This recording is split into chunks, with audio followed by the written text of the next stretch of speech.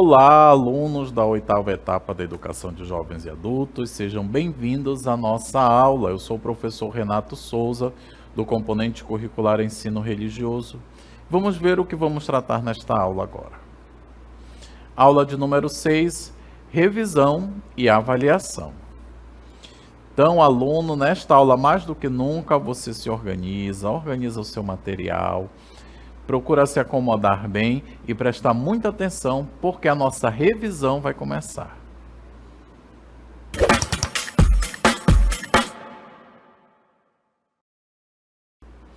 Então, alunos da oitava etapa da Educação de Jovens e Adultos, sejam bem-vindos à nossa revisão, onde nós vamos revisitar pontos importantes e marcantes dessa segunda unidade. E são pontos que vale a pena puxar na memória, trabalhar, fazer novas anotações, completar as anotações já feitas, dando assim um maior enfoque àqueles pontos que realmente fazem a diferença para a nossa aprendizagem. Tudo é importante, porém nós precisamos elencar alguns pontos, alguns dados, para que possamos realizar bem a nossa atividade, mas sobretudo levar esse conhecimento para a nossa vida. E nós vamos começar com um ponto aqui muito importante, com um tema muito importante, que é sobre o tema da ética. Então vamos rever aqui as definições de ética e moral, suas relações, suas conexões, como esses dois conceitos eles estão entrelaçados, embora tenham conotações, tenham definições bem diferentes. Vamos lá. A ética, ela é a reflexão sobre o que é certo e errado fazer. E a moral é o conjunto de normas que guia o comportamento. Olha que interessante. A ética, ela é a reflexão. E a moral, ela já apresenta as questões mais práticas da nossa ação humana. Quanto uma reflete sobre as ações, a outra vai nos apontar que ações são as certas e são as erradas. O próximo slide vai aprofundar esses conceitos. Ética é um conjunto de valores morais, costumes e princípios que norteiam a conduta humana na sociedade. A moral surge antes da ética, por meio do estabelecimento de normas que promovem o bem para uma determinada comunidade humana. Olha só, né? A ética ela é mais geral, ela é mais ampla, né? Ela é mais universal. Já a moral, justamente por nos apresentar os elementos práticos do bom comportamento humano, ela está muito ligada à cultura, ela está muito ligada ao contexto onde, como diz aí no finalzinho desse parágrafo, aonde determinada comunidade humana se encontra.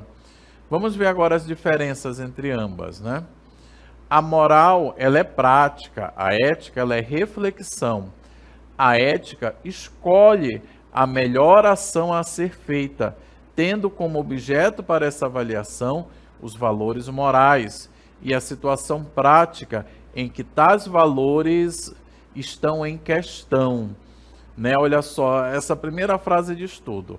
A moral é prática, a ética é reflexão. Vamos dar uma olhadinha na moral também.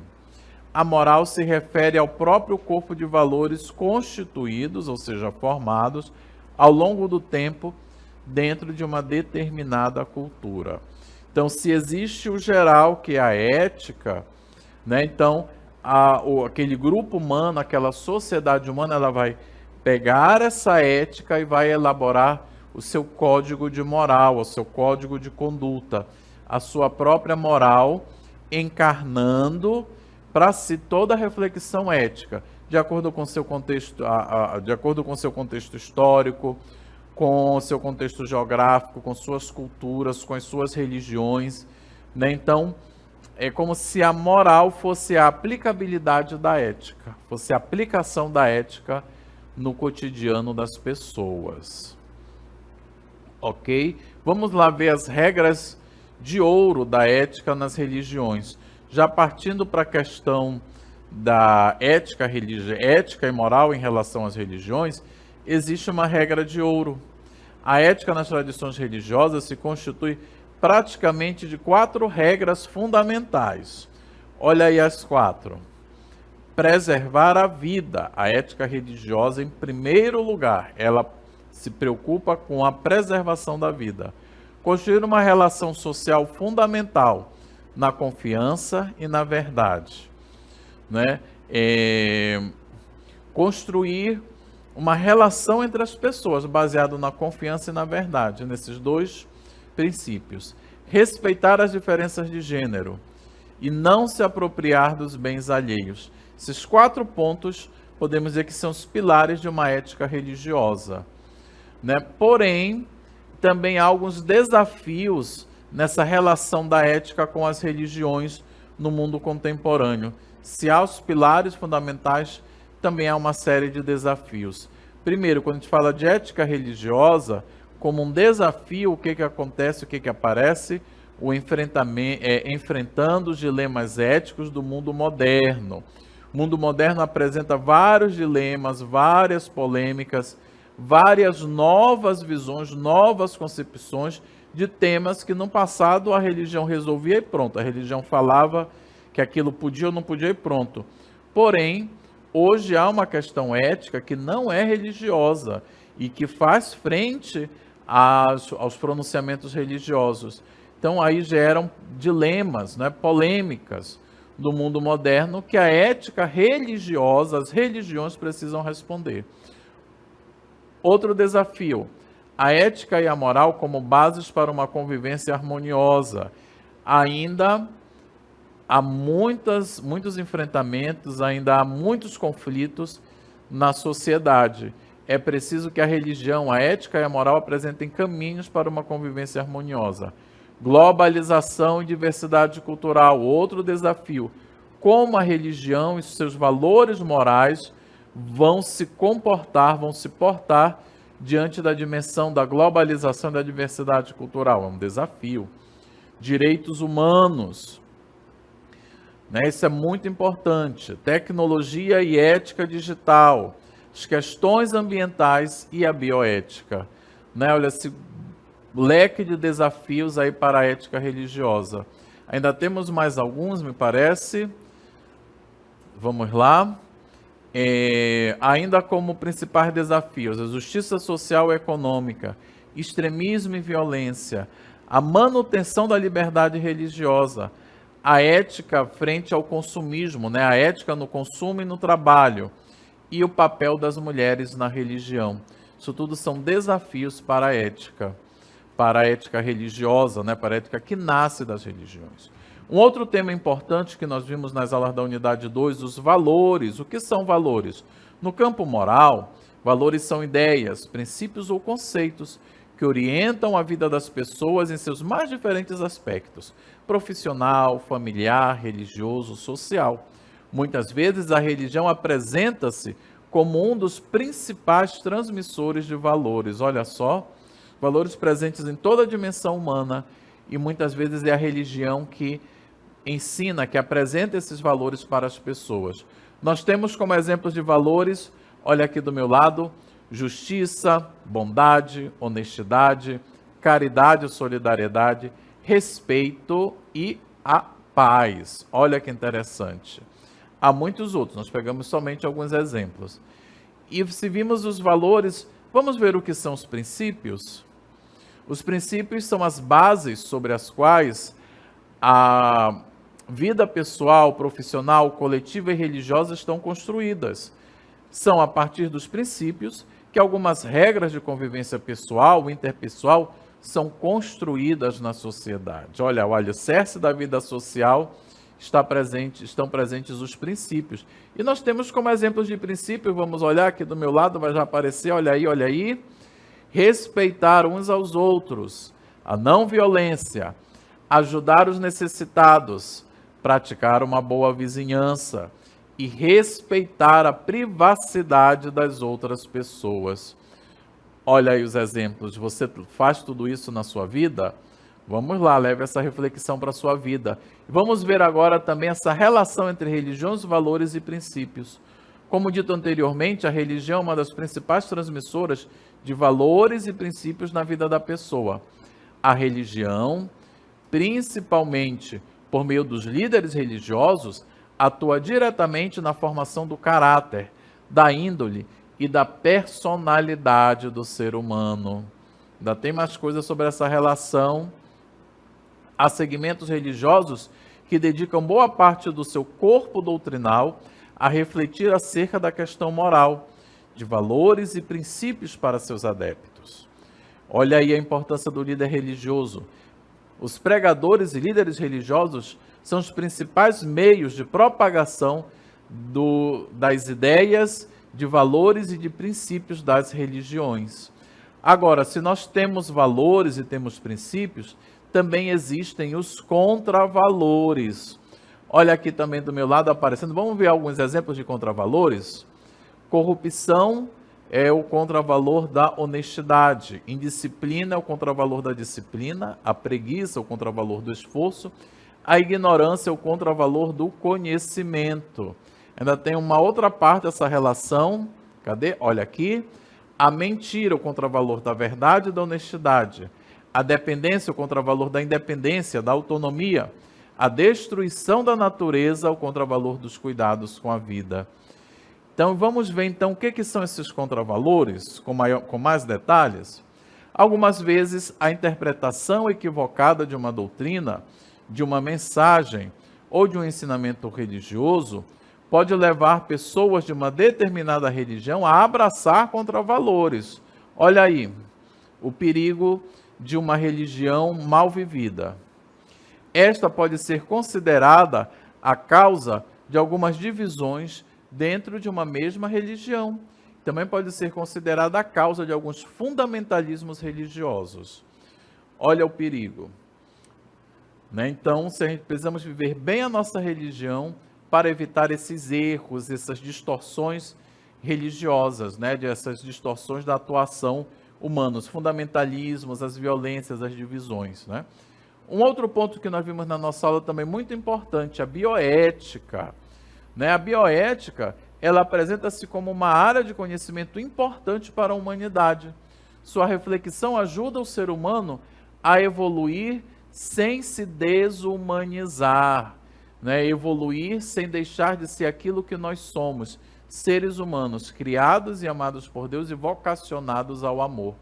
Continuando essa reflexão, a bioética ajuda a conter possíveis abusos e excessos que se possam cometer no campo da pesquisa científica, da medicina e das relações com o meio ambiente. Vamos ver também agora quais são os principais temas de estudo da bioética. Olha aí o que a cartela nos traz. A eutanásia e o suicídio assistido, o consentimento informado em pesquisa, privacidade e dados de saúde, vacinação e saúde pública. Temos mais temas estudados pela bioética. O acesso a cuidados de saúde, a inteligência artificial na medicina, direitos dos animais em pesquisa, saúde mental e estigmatização e as mudanças climáticas. Esses são temas importantes que estão aí muito presentes no nosso dia a dia. E vamos ver aqui ainda um outro tema muito importante nessas aulas da unidade 2, a relação da ética com a elaboração de um projeto de vida. Vamos ver o que é isso, vamos rever o que é isso, o projeto de vida.